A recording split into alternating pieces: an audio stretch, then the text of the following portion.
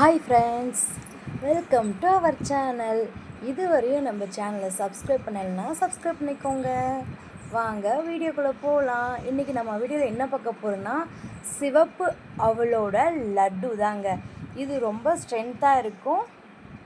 குழந்தைங்களுக்கு வந்து இப்போ ஸ்கூல் லீவ் விட்டாங்க, செஞ்சு கொடுத்தீங்கன்னா நல்லா சாப்பிடுவாங்க.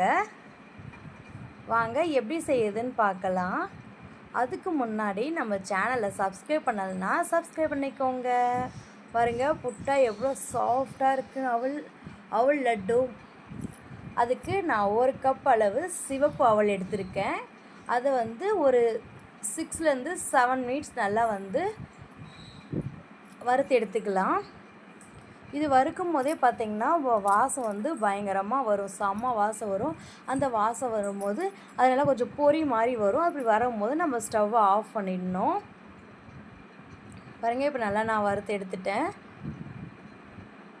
அடுத்து அதே கப்பில் 1 கப் அளவு நிலக்கடலை சேர்த்துக்கோங்க. நான் வந்து 1/4 கப் பொட்டுக்கடலை சேர்த்துக்கிறதுக்காக நான் 3/4 கப் எடுத்திருக்கேன். நீங்கள் பொட்டுக்கடலை வேணான்னு நினச்சிங்கன்னா நிலக்கடலை 1 கப் எடுத்துக்கோங்க. எடுத்து நல்லா வறுத்துக்கோங்க. நம்ம சட்னி அரைக்க வறுப்போம்ல, அது மாதிரி வறுத்துக்கோங்க. பாருங்க, நல்லா வந்துருச்சு. இதை எடுத்து ஓரம் வந்து ஆற வச்சிடலாம். இது ரெண்டும் ஆறுற கேப்பில் நம்ம ஒரு அரை மூடி தேங்காய் எடுத்து அதோட பின்பக்கம் இருக்குள்ள அந்த தோல் அதை எடுத்துடலாம்.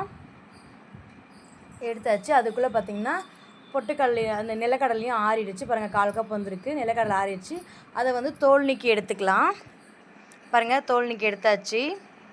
இப்போ ஃபஸ்ட்டு நம்ம ஆற வச்ச அவல் இருக்குல்ல, அவ்வளோ மிக்ஸி ஜாரில் போட்டு அரைச்சிக்கலாம். நல்லா எவ்வளோ அரைக்க முடியுமோ அவ்வளோ நைஸாக அரைச்சிக்கோங்க. அடுத்து நம்ம இப்போ அதிலே நிலக்கடலை சேர்த்து அரைச்சிக்கலாம். பாருங்கள், 2 நிலக்கடலை இது மாதிரி அரைச்சிக்கணும். அப்புறம் கொஞ்சமாக பொட்டுக்கடலை ஒரு 1/4 கப் சொன்னேன்ல, 1/4 கப் அரைச்சி எடுத்துக்கிறேன். பாருங்கள், எல்லாம் அரைச்சி எடுத்தாச்சு. இப்போ தேங்காய் அரைச்சி எடுத்துக்கலாம். தேங்காவில் நீங்கள் வந்து 2 ஏலக்காய் சேர்த்துக்கோங்க. அப்புறம் நெய் வந்து ஒரு 2 ஸ்பூன் நெய் சேர்த்து அதில் வந்து உங்கள்கிட்ட என்ன நட்ஸ் இருக்கோ அந்த நட்ஸ் சேர்த்துக்கோங்க. நான் வந்து ட்ரை கிரேப்ஸும் முந்திரியும் தான் எடுத்திருக்கேன். அதிலே தேங்காய் சேர்த்து நல்லா வந்து நெய்யில் வந்து வறுத்து எடுத்துக்கலாம். இது வறுக்கும் போது ஒரு நல்ல வாசம் வரும். வாசம் வரும்போது ஆஃப் பண்ணிவிடுங்க. இதையும் அதோடு சேர்த்துட்டு நாம் இப்போ வந்து பாகு ரெடி பண்ணோம்.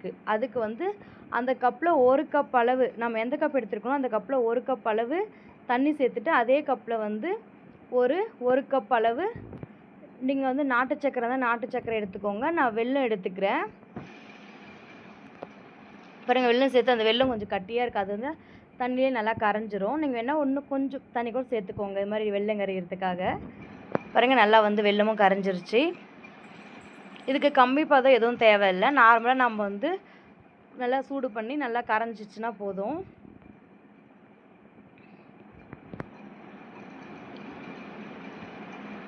இதில் கொஞ்சம் தேங்காய் இருந்துச்சுல, அதனால தான் பொங்கு வருது, மற்றபடி எதுவும் பிரச்சனை இல்லை.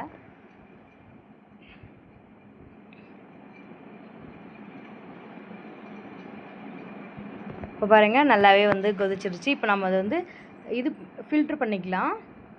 நீங்கள் சேர்க்குறப்போ எதுவும் இல்லை ஓகேனா நீங்கள் அப்படியே சேர்த்துக்கோங்க. இதை ஒரு மிக்ஸ் பண்ணிக்கோங்க. நல்லா மிக்ஸ் பண்ணிவிட்டு இதை வந்து அந்த பாகில் சேர்த்துடலாம். கொஞ்சமாக லைட்டாக உப்பு சேர்த்துக்கோங்க. ஏன்னா எந்த ஒரு ஸ்வீட் செஞ்சாலும் உப்பு லேசாக சேர்க்கணும். அப்போ தான் டேஸ்ட் வந்து அந்த ஸ்வீட்டை எடுத்து கொடுக்கறதுக்காக. பாருங்கள், லேசாக நல்லா மிக்ஸ் பண்ணிக்கலாம். அதில் வந்து பாவில் வந்து நான் எல்லாத்தையும் சேர்த்துட்டேன். மிக்ஸ் பண்ணி வச்சதை சேர்த்து நல்லா கிண்டிக்கலாம். மீடியம் ஃப்ளேம் வச்சுக்கோங்க. ஃபுல் ஃப்ளேம் வச்சுன்னா தீஞ்சிரும். பாருங்கள், இது மாதிரி வரும்போது நீங்கள் ஸ்டவ் ஆஃப் பண்ணிவிடுங்க. ஸ்டவ் ஆஃப் பண்ணிட்டு ஒரு 2 மினிட்ஸ் இதுக்கு ரெஸ்ட்டு கொடுத்துருங்க. நான் வந்து ஒரு வாழை இலையில் சேர்த்துக்கிட்டேன். ஏன்னா வாழை இலையில் சேர்த்து இது பண்ணும்போது கொஞ்சம் சுடாது, அதுக்காக தான். சுடுது கொஞ்சம் கொஞ்சமாக லேசாக. எதுவுமே நீங்கள் நெய் எதுவும் சேர்க்க தேவையில்லை. உருண்டை பிடிக்கிறப்போ அப்படியே உருண்டை பிடிச்சிங்கன்னா சூப்பராக வந்துடும்.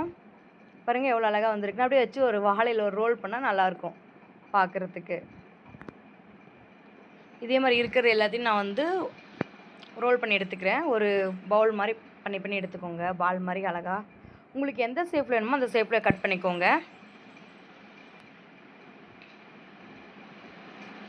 பார்த்தீங்களா எப்படி இருக்குன்னு சொல்லிட்டு.